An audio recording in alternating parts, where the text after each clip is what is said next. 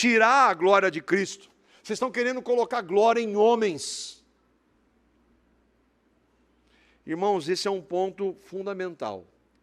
Esse na minha compreensão, o maior divisor de quando você ouvir alguém se é um homem de Deus ou não. Quanto mais ele se vangloria, menos ele é. Quanto mais ele se humilha, mais ele reconhece que é nada. E não só da boca para fora, mas ele enfatiza que ele não é nada. Esse é um homem que a gente deve ouvir. Paulo está falando assim, quem sou eu? Você é o apóstolo Paulo. Fora de Cristo eu não sou nada. Fora de Cristo eu matava cristãos.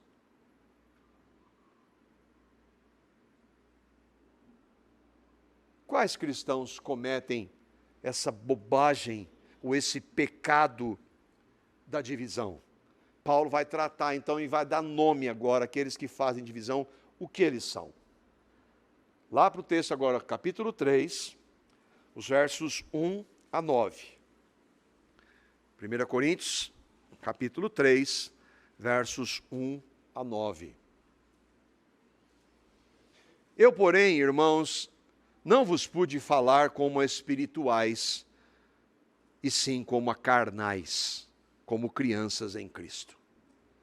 É uma expressão forte. Carnal, por que eles estão sendo carnais? Leite vos dei a beber, não vos dei alimento sólido, porque ainda não podiais suportá-lo. Nem ainda agora podeis, porque ainda sois carnais. E aí ele vai dizer por que eles são carnais.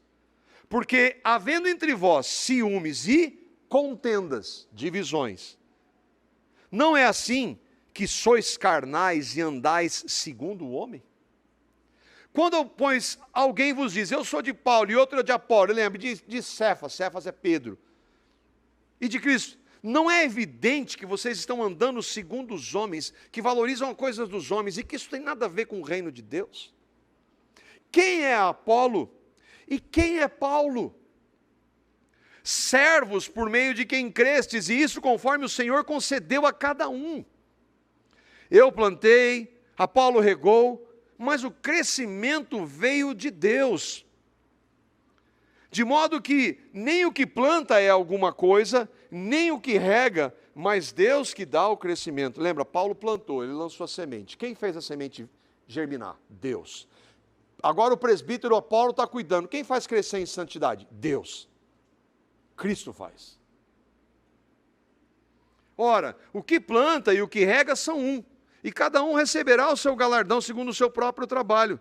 Porque de Deus somos cooperadores, lavoura de Deus, edifício de Deus sois vós.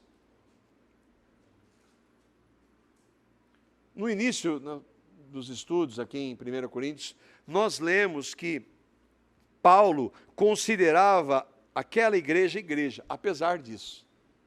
Então, para isso, nós temos que ter, sim, um olhar de misericórdia. Porque apesar de divisões nesse nível, da carnalidade deles, eles ainda são igreja. E ainda Paulo está chamando o arrependimento.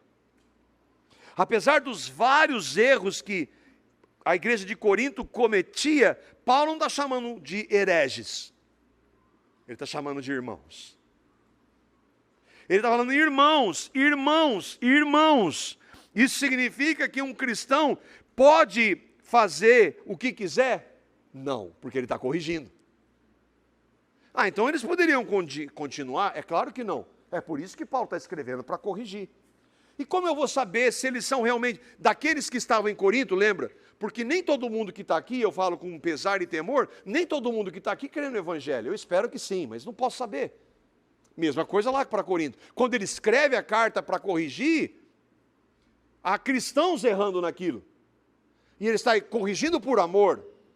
Agora, quem são os cristãos? Aqueles que disserem, Senhor, a verdade, tem misericórdia, eu pequei, eu estou fazendo isso, me perdoe. Porque o ímpio vai continuar fazendo do mesmo jeito. O ímpio vai continuar pecando. Mesmo quando a palavra diz categoricamente que aquilo era pecado. Paulo está escrevendo a carta justamente para corrigir os crentes. Sendo assim, por incrível que pareça, eu não sei para mim, mas cristãos erram. Cristãos erram. Todavia, não permanecem de maneira rebelde no erro. É por isso que ele está chamando aqueles irmãos para que eles se arrependessem. Irmãos, aqueles que foram genuinamente convertidos pela palavra, têm o Espírito Santo.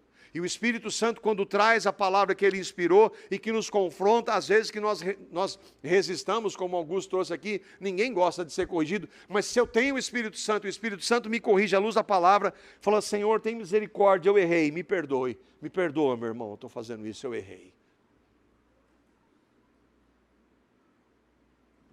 Os coríntios estavam agindo de que forma?